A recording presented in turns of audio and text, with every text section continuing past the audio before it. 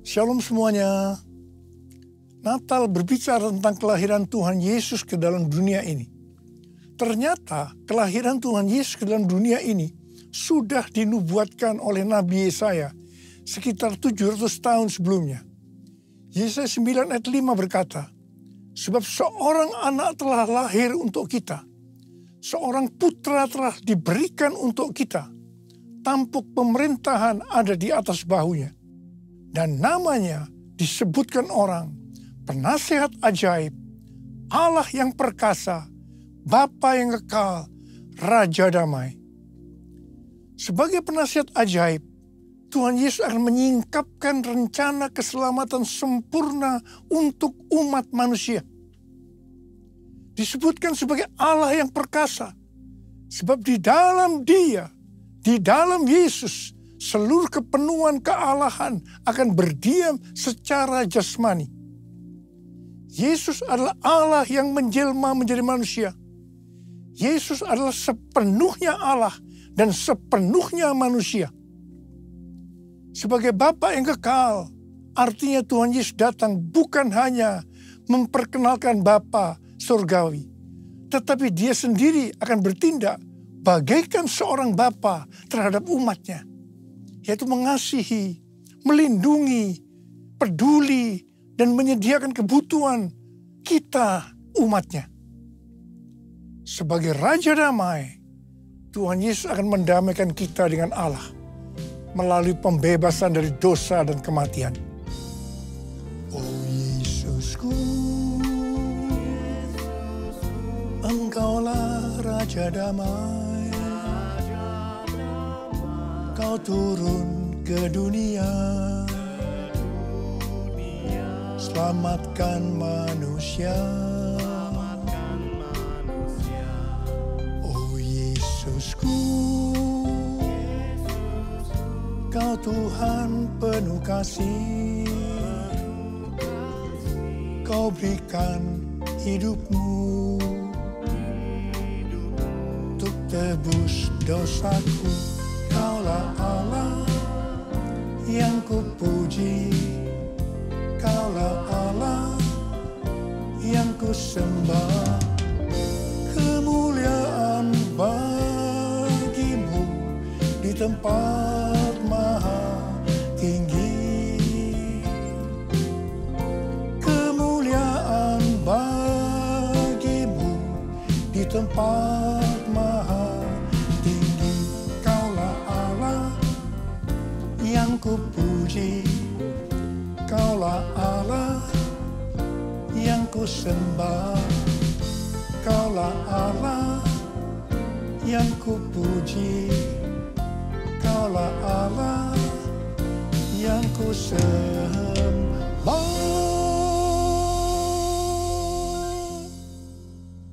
Tuhan Yesus berkata dalam Yohanes 3 ayat 16, karena begitu besar kasih Allah akan dunia ini, sehingga Ia telah mengaruniakan anak yang tunggal, supaya setiap orang yang percaya kepadanya tidak binasa, melainkan beroleh hidup yang kekal.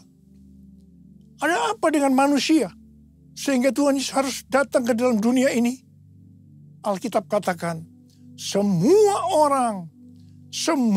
orang telah berbuat dosa, dan telah kehilangan kemuliaan Allah. Upah dosa adalah maut, mati. Tempatnya di neraka. Neraka adalah tempat yang sangat mengerikan. Neraka adalah tempat yang paling gelap dan terdapat ratap dan kertak gigi. Neraka adalah tempat di mana api tidak pernah padam dan ulat bangkai tidak mati. Neraka adalah tempat penyiksaan oleh api dan belerang. Karena itu jangan sampai masuk neraka. Untuk itulah Tuhan Yesus datang ke dalam dunia untuk membebaskan kita dari hukuman kekal selama-lamanya dalam neraka. Bagaimana cara Tuhan Yesus menyelamatkan umat manusia? 2 Korintus 5 ayat 21 berkata, Dia yang tidak mengenal dosa telah dibuatnya menjadi dosa karena kita, supaya dalam Dia kita dibenarkan oleh Allah. Ini dapat diterangkan sebagai berikut. Tuhan Yesus yang tidak mengenal dosa telah dibuatnya menjadi dosa karena kita. Artinya Tuhan Yesus harus mati karena dosa-dosa kita. Sebenarnya kita yang harus mati. Karena kita lah yang berdosa. Upah dosa adalah maut, mati. Tetapi Tuhan Yesus tidak berdosa, telah dijadikan dosa. Artinya Tuhan Yesus yang mati menggantikan kita. Kalau kita melihat cara mati dari Tuhan Yesus, saya katakan bahwa itu sangat-sangat tidak manusiawi. Pada saat orang-orang Yahudi berteriak, salibkan dia, salibkan dia. Maka Tuhan Yesus harus disalibkan. Proses awal dari penyalipan, jubah Tuhan Yesus dibuka. Tuhan Yesus diikat pada sebuah tonggak. Di sebelah kanan dan kirinya ada dua algojo yang memegang cambuk. Ujung cambuk itu dari potongan tulang dan potongan besi. Setiap kali cambuk itu dihunjamkan pada tubuh Tuhan Yesus, akan menimbulkan luka yang dalam. Darah bercucuran, sakitnya luar biasa. Tuhan Yesus berteriak-teriak kesakitan. Tuhan Yesus bermandikan darah. Apakah proses itu sudah selesai? Belum. Kepala Tuhan Yesus diberi mahkota duri. Duri ditancapkan di kepalanya dengan cara dipukul. Sakitnya luar biasa. Darah bercucuran. Apakah sekarang sudah selesai? Belum. Tangan dan kaki Tuhan Yesus dipakukan di kayu salib. Sakitnya luar biasa. Darah kembali bercucuran. Tuhan Yesus digantung di atas kayu salib. Di sini Tuhan Yesus menderita secara lahir maupun batin. Secara lahir dia merasakan sesak luar biasa karena cairan yang menekan jantungnya. Secara batin dia mendengar dan melihat semua orang menghujat dia, termasuk salah satu penjahat yang ada di sebelahnya. Pada akhirnya, setelah Tuhan Yesus berseru, sudah selesai. Kepada mulah nyawaku kuserahkan. Tuhan Yesus mati. Pertanyaannya, mengapa Tuhan Yesus harus mati dengan cara seperti itu? Dengan penderitaan yang luar biasa. Darah bercucuran secara luar biasa. Mengapa tidak dengan cara mati yang mudah? Dipenggal kepalanya, selesai. Mengapa harus dengan darah bercucuran? Alkitab katakan, tanpa penumpahan darah, tanpa penumpahan darah, tidak ada pengampunan dosa. Untuk mengampuni dosa saudara. Dosa saudara, dosa kita semua. Tuhan Yesus harus mati dengan cara demikian. Selain itu, apalagi yang Alkitab katakan dengan cara mati Tuhan Yesus yang seperti itu? Yang pertama, penyakit kitalah yang ditanggungnya. Dan yang kedua, penderitaan kita yang dipikulnya. Dan oleh bilur-bilurnya kita disembuhkan. Betapa Tuhan Yesus mengasihi kita semua. Tak terukur kasih-Mu Yesus, Kau telah mati gantikan diriku. Kau curahkan darah-Mu untuk tebus dosaku. Layaklah Kau Tuhan dipuji dan disembah dengan segenap hatiku. Layaklah Kau Tuhan dipuji dan disembah dengan segenap jiwa ragaku. Dengan segenap jiwa ragaku. Dengan segenap jiwa ragaku. Kita mengenal ada 3 tahap proses keselamatan. Tahap pertama adalah pembenaran, justification.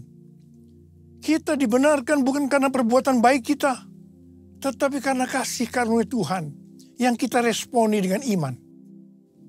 Pada tahap ini, setelah kita bertobat dan menerima Tuhan Yesus sebagai juru selamat, kita akan mengalami kelahiran baru.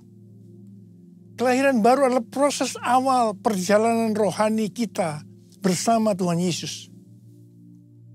Tahap yang kedua dari proses keselamatan adalah pengudusan, sanctification.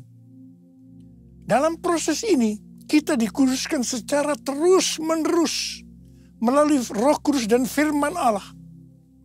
Dalam proses ini, kita bisa saja jatuh atau mengalami kegagalan. Yang penting, kita jangan berhenti. Tetapi harus bangkit dan terus maju. Pertobatan adalah kunci untuk kita bisa maju. Goal dari proses pengudusan ini adalah menjadikan kita serupa dengan gambarnya. Roma 8 ayat 29 berkata, sebab semua orang yang dipilihnya dari semula, mereka juga ditentukannya dari semula untuk menjadi serupa dengan gambar anaknya. Supaya anaknya itu, menjadi yang sulung di antara banyak saudara. Ini berarti goal kita sebagai orang Kristen adalah menjadi serupa dengan gambarnya. Untuk menjadi serupa dengan gambarnya, maka sesuai dengan 1 Yohanes 2 ayat 6 yang berkata, barang siapa mengatakan bahwa ia ada di dalam dia, ia wajib hidup sama seperti Kristus telah hidup. Karena kita hidup sama seperti Kristus telah hidup, maka kita akan menjadi serupa dengan gambarnya. Menjadi serupa dengan gambarnya artinya menjadi murid Tuhan Yesus. Tahap ketiga dari proses keselamatan adalah pemuliaan, glorification. Kita yang menjadi serupa dengan gambarnya, yaitu murid. Pada saat Tuhan Yesus datang di awan-awan untuk menjemput gerejanya, kita akan menerima tubuh baru yang dikenal dengan tubuh kemuliaan. Dan setelah itu kita akan diangkat bersama-sama untuk bertemu dengan Yesus Kristus di awan-awan. Setelah itu kita akan masuk surga dan akan bersama-sama Tuhan Yesus selama-lamanya. Payah dipuji disembah Kaulah yang bertakhta dulu sekarang dan selamanya, Raja atas segala raja, namamu besar termulia.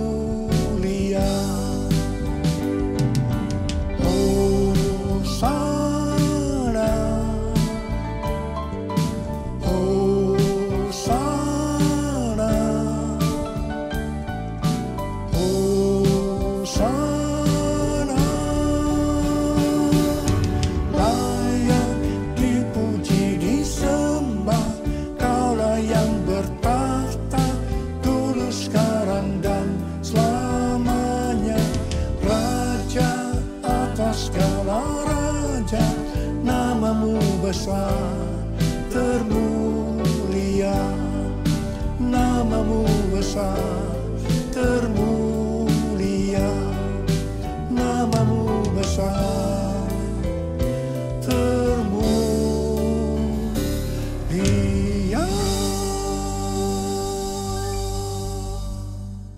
Yesaya 60 ayat 1 sampai dengan 3 berkata, bangkitlah, menjadi teranglah, sebab terangmu datang dan kemuliaan Tuhan terbit atasmu. Sebab sesungguhnya kegelapan menutupi bumi dan kekelaman menutupi bangsa-bangsa, tetapi terang Tuhan terbit atasmu dan kemuliaannya menjadi nyata atasmu. Bangsa-bangsa berduyun-duyun datang kepada terangmu dan raja-raja kepada cahaya yang terbit bagimu. Bangsa-bangsa berduyun-duyun datang kepada terangmu dan raja-raja kepada cahaya yang terbit bagimu. Artinya, kalau kita bangkit untuk menyelesaikan amanat agung, maka akan terjadi penuaian jiwa secara global. Kita diingatkan bahwa tugas kita sebagai orang percaya, apapun yang menjadi profesi kita adalah untuk menyelesaikan amanat agung, yaitu untuk menjadikan semua bangsa menjadi murid Tuhan Yesus. Hal ini sesuai dengan yang diperintahkan oleh Tuhan Yesus dalam Matius 28 ayat 19 dan 20. Karena itu pergilah, jadikanlah semua bangsa muridku, dan baptislah mereka dalam nama Bapa dan Anak dan Roh Kudus, dan ajarlah mereka melakukan segala sesuatu yang telah kuperintahkan kepadamu. Ketahuilah, aku menyertai kamu senantiasa sampai akhir zaman. Untuk menyelesaikan amanat agung tidak bisa dengan kekuatan sendiri, tetapi harus dengan kuasa Roh Kudus. Pentakosta ketiga sedang dicurahkan luar biasa untuk memberikan kuasa kepada kita untuk menyelesaikan amanat agung. Hari-hari ini Tuhan sedang berbicara kepada gerejanya di seluruh dunia tentang tahun 2033. Dikatakan bahwa pada tahun 2033 setiap orang, everyone, diberi kesempatan untuk berjumpa dengan Tuhan Yesus secara autentik melalui kuasa dan hadirat Roh Kudus. Rick Warren, seorang hamba Tuhan, mendapatkan bahwa goal untuk menyelesaikan amanat agung tahun 2033. Ketika Tuhan Yesus ditanya oleh murid-muridnya tentang tanda kedatangannya untuk kali yang kedua dan tanda akhir zaman, salah satunya Tuhan Yesus menjawab seperti yang terdapat dalam Matius 24 ayat 14 yang berkata, Injil kerajaan ini akan diberitakan di seluruh dunia menjadi kesaksian bagi semua bangsa. Sesudah itu barulah tiba kesudahannya. Dengan perkataan lain, dapat disebutkan bahwa setelah amanat agung selesai, Tuhan Yesus akan datang untuk kali kedua. Sesuai yang dikatakan oleh Matius 24 ayat 14, bahwa setelah Injil kerajaan diberitakan di seluruh dunia menjadi kesaksian bagi segala bangsa, atau berarti setelah amanat agung selesai, baru sesudah itu Tuhan Yesus datang. Kalau memang benar tahun 2033 amanat agung selesai, sesudah itu baru Tuhan Yesus datang kembali. Kata sesudah itu tidak ada yang tahu itu kapan. Bisa 1 bulan, 1 tahun, 5 tahun, tetapi yang jelas tidak akan lama. Sebab Tuhan Yesus berkata, Aku datang segera. Saya tidak pernah berkata bahwa Tuhan Yesus pasti datang tahun 2033. Itu tidak alkitabiah. Tetapi saya katakan, tahun 2033 Tuhan Yesus bisa datang. Ini alkitabiah. Siapa yang akan menyelesaikan amanat agung? Mari bersama-sama angkat tangan kita di hadapan Tuhan dan berkata, Saya Tuhan, saya Tuhan. Saya akan mengingatkan bahwa waktu kedatangan Tuhan Yesus untuk kali kedua sudah sangat-sangat dekat. Mari kita mempersiapkan diri sebaik-baiknya, yaitu dengan menyelesaikan amanat agung. 1 Tesalonika 4 ayat 16 sampai dengan 18 berkata, Sebab pada waktu aba-aba diberi, pada waktu pemimpin malaikat berseru dan sangkakala Allah berbunyi, maka Tuhan sendiri akan turun dari sorga dan mereka yang mati dalam Kristus akan lebih dahulu bangkit. Sesudah itu kita yang hidup, yang masih tinggal, akan diangkat bersama-sama dengan mereka dalam awan menyongsong Tuhan di angkasa. Demikianlah kita akan selama-lamanya bersama-sama dengan Tuhan.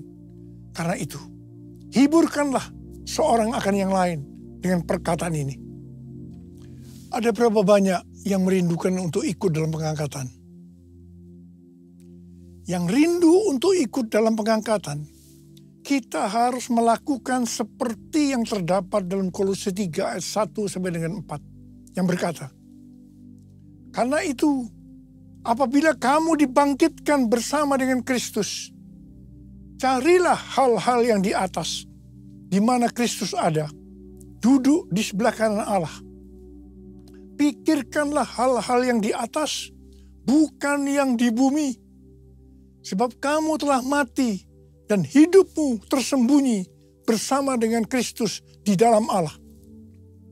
Apabila Kristus yang adalah hidup kamu tampak kelak, kamu pun akan tampak bersama dengan Dia dalam kemuliaan.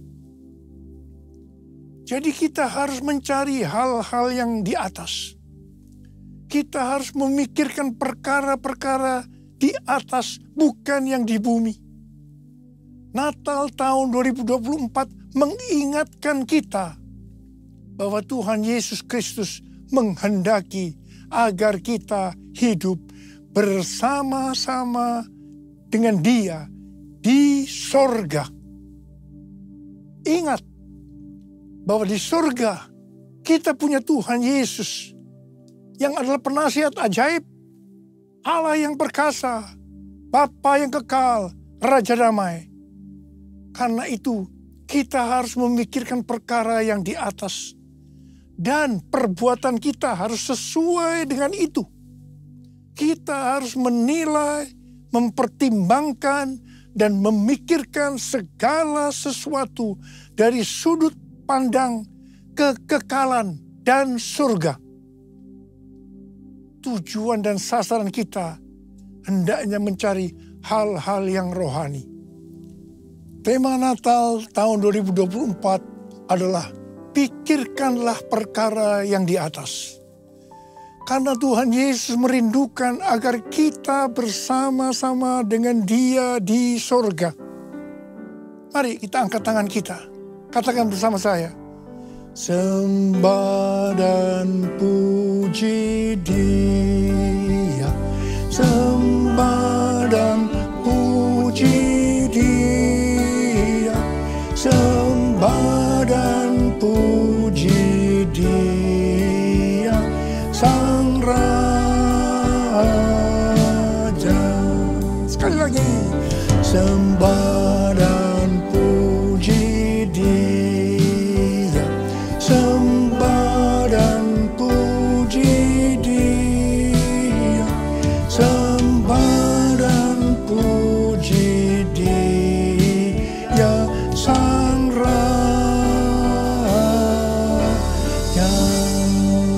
Mari kita berbahasa roh. Yang sudah berbahasa roh, kita berbahasa roh lagi.